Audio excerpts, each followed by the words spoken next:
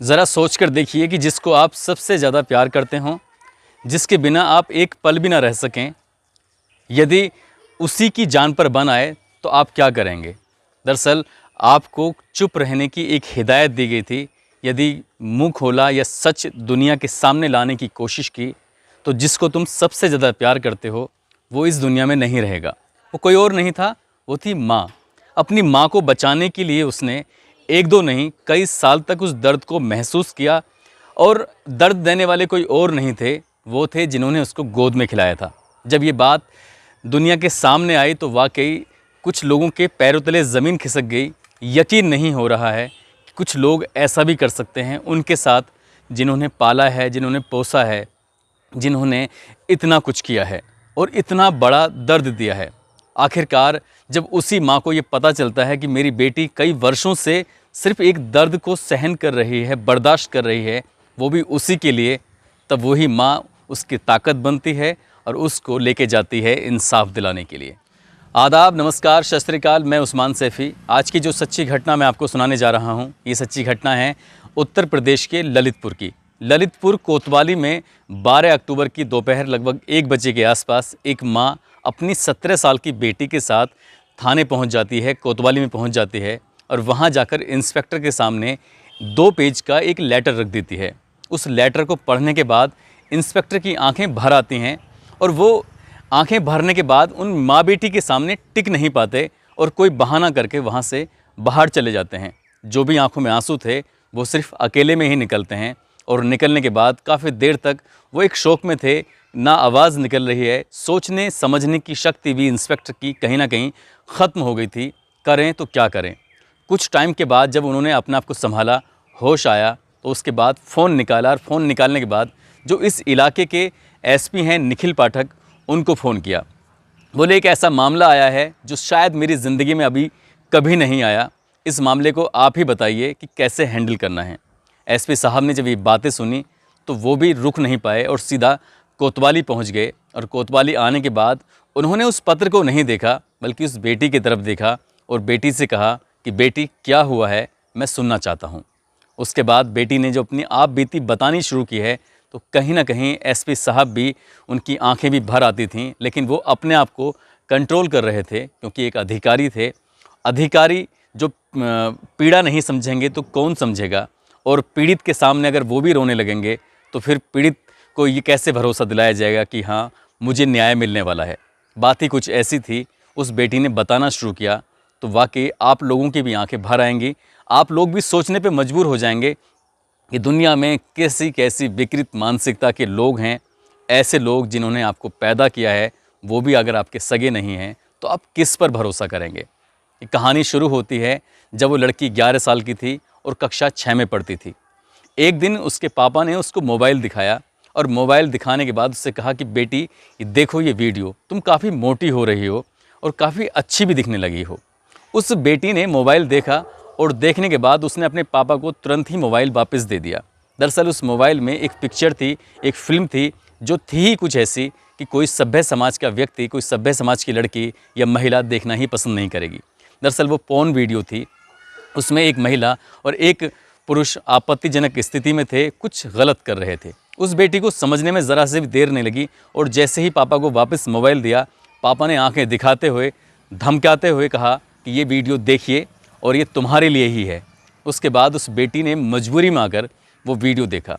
अगले ही दिन उसका बाप उसके लिए एक जोड़ी नए कपड़े लेके आया और बोला कि आज मैं तुम्हें मोटरसाइकिल चलाना सिखाऊंगा। इस मोटरसाइकिल सिखाने के बहाने उसे अपने बाइक पर बिठाता है, वही नए कपड़े पहनाकर जो वो लेके आया था, और उसके बाद फिर वो उसे महेशपुरा खेतों की तरफ लेके जाता है, और वहाँ जाकर अपनी बेटी के साथ मुँह काला करता है। बेटी रोती रहती है, गिड़गिड़ाती रहती है, चीखती है, चिल्लाती है, सब कुछ करती है, और वो उसका बाप उसके साथ वो सब कुछ करता है जो शायद समाज, कोई भी इंसानियत इस बात की इजाज़त नहीं देती कि कोई बाप अपनी बेटी के साथ ऐसा कर सकता है। बेटी दर्द से कराह रही थी, परेशान थी, रो रही थी, लेकिन बाप ने कहा अगर ये बात तुमने अपने घर जाकर माँ से बताई तो तुम्हारी माँ शायद इस दुनिया में कभी नहीं रहेगी और उसे हमेशा हमेशा के लिए ख़त्म कर दिया जाएगा।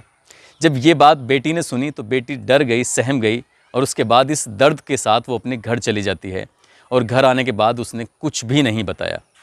बात यहीं ख़त्म नहीं होती। बेटी स्कूल जाती है। एक दिन बाप उसे स्कूल से लेने के लिए जब आता है तो आने के बाद सीधा एक दुकान पर लेके जाता है। वहाँ बेटी को गोलगप्पे खिलाए जाते हैं और गोलगप्पे में था नशा। उस नशे को लेने के बाद उस बच्ची को होश नहीं था कि अब उसके साथ क्या होने वाला है। वो बेटी पहुँचती है सीधा एक होटल में और होटल में मिलता है एक नया शख्स और उस नए शख्स के साथ रात बिताई जाती है। उसके साथ वो भी वही हैवानियत करता है, वही मुँह काला करता है जो उसके बाप ने किया था।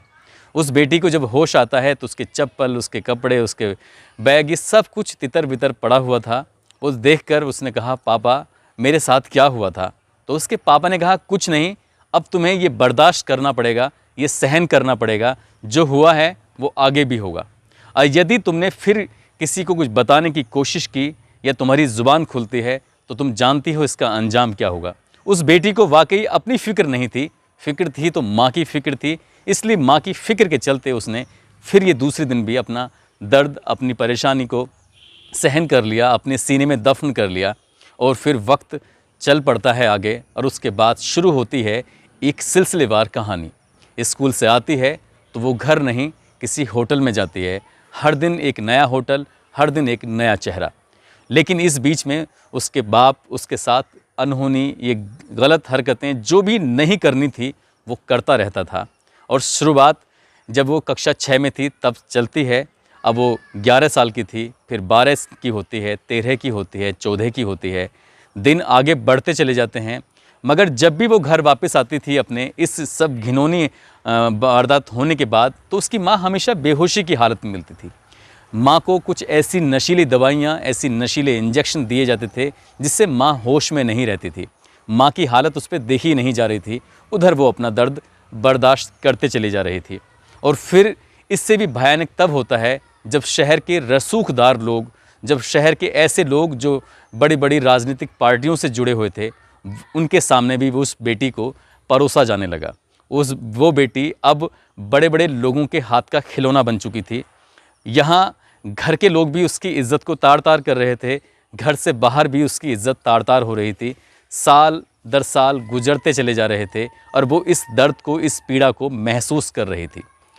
धीरे धीरे वो लड़की बड़ी हो जाती है और बड़ी होने के बाद उसके साथ ऐसे ही घिनौनी हरकत होती रहती है और वो बाप उसके साथ लगातार वो गलत काम। बेटी धीरे धीरे बड़े होने लगती है, भले ही चाहे दुनिया को दिखाई दे या ना दे, लेकिन एक माँ है जो हर दर्द को, हर परेशानी को महसूस कर सकती है।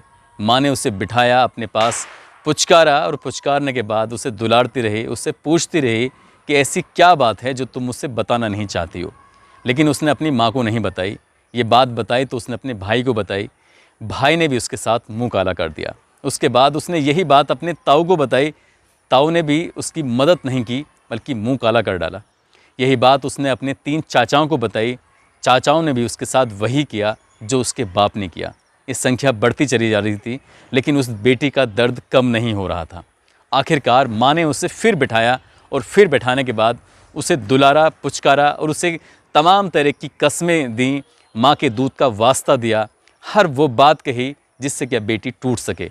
आखिरकार बेटी को टूटना पड़ा और जब बेटी ने बताया तो शायद उसके रो रो कर उसकी भी रोंगटे, मतलब आँखों से आंसू नहीं रुक रहे थे। माँ भी रोए जा रही थी और बेटी भी रोते चली जा रही थी। रोते रोते हाल ख़राब था और वो 12 अक्टूबर 2021 का दिन था। वो माँ अपनी बेटी को लेकर ललितपुर थाने पहुंच जाती है और वहां जाकर उसके बारे में एक एक बातें जब बताती है तो शायद वो पुलिस अधीक्षक ही नहीं, इंस्पेक्टर ही नहीं, उस कोतवाली का हर एक शख्स रोने पर मजबूर हो जाता है। मैं भी शायद इस कहानी को सुनाते सुनाते परेशानी महसूस कर रहा हूँ। वो बेटी ने इस दर्द को 6 साल महसूस किया। आप अंदाज़ा लगा सकते हैं कि वो कैसे इस परेशानी से बीती होगी। पुलिस ने जब उस तहरीर को फिर से पढ़ा है तो उस तहरीर में 28 नाम थे, जिसमें 3 अज्ञात थे और 25 नाम ऐसे थे जो उस शहर के चर्चित नामों में भी शामिल थे, उसके परिवार के नाम भी शामिल थे। पुलिस ने मुकदमा दर्ज कर लिया और मुकदमा दर्ज करने के बाद 13 अक्टूबर को उस बेटी का कोर्ट में बयान होता है। बेटी की सुरक्षा को देखते हुए घर पर पुलिस फोर्स तैनात कर दी जाती है, कहीं कोई इसको नुकसान ना पहुंचा दे। पुलिस घर में तैनात है मगर इससे भी भयानक एक और बात हो जाती है जिसको सुनकर शायद आप समझ जाएंगे कि हाँ वाकई ये व्यक्ति, इसका बाप नहीं था, वो पाप था। एक छोटा सा बच्चा, इस बेटी का भाई, कहता है कि उसका बाप उसको पास अपने ज़बरदस्ती सुलाता था और सुलाने के बाद उसके साथ कुछ ऐसा करता था जो शायद नहीं करने चाहिए था। यानी कि उस बाप ने बेटी को भी नहीं बख्शा और छोटे बेटे को भी नहीं बख्शा। पुलिस इस मामले को बड़ी गंभीरता से ले रही है। इस लड़की का मेडिकल परीक्षण भी कराया गया है, अब उस बच्चे का भी मेडिकल परीक्षण कराया जाएगा। इस मामले की जांच उच्च स्तरीय हो रही है। डीआईजी इसमें इन्वॉल्व हैं, इसमें इन्वॉल्व प्रदेश सरकार को भी होना चाहिए, मुख्यमंत्री योगी आदित्यनाथ को भी होना चाहिए। जो भी दोषी हैं उनको जल्द से जल्द कड़ी से कड़ी सज़ा मिलनी चाहिए। जो भी है सच वो सबके सामने आना चाहिए ताकि पता चले, एक नज़ीर बने कि गलत काम करने वालों के साथ गलत ही अंजाम होता है। वो बेटी अपनी माँ को बचा रही थी, लेकिन सचमुच जो बेटी को काम 6 साल के बाद किया था वो बहुत पहले कर देना चाहिए था। अपनी माँ को वही सच पहले दिन बता देना चाहिए था, तो 6 साल तक उस दर्द के साथ वो नहीं जीती और उसे इंसाफ मिलता। इंसाफ मिलेगा, हमें कानून पर पूरा भरोसा है, हमें सरकार पर पूरा भरोसा है। उस बेटी को भी पूरा भरोसा रखना चाहिए कि बहुत जल्दी ही उसको इंसाफ मिलेगा। अब यहाँ सरकार की और कोर्ट की जिम्मेदारी बनती है कि इस मामले को फास्ट ट्रैक कोर्ट में चलाया जाए और दोषियों को जल्द से जल्द कड़ी से कड़ी सज़ा मिलनी चाहिए। दोस्तों, इस कहानी को सुनाने का उद्देश्य किसी को परेशान करना नहीं है, किसी का दिल दिखाना नहीं है, बल्कि आपको जागरूक करना है, आपको सचेत करना है। आप चाहे घर में हों या घर से बाहर हों, हर वक्त अलर्ट रहें और अपनी सुरक्षा भी करें और दूसरों की भी सुरक्षा करें। जय हिंद, जय भारत।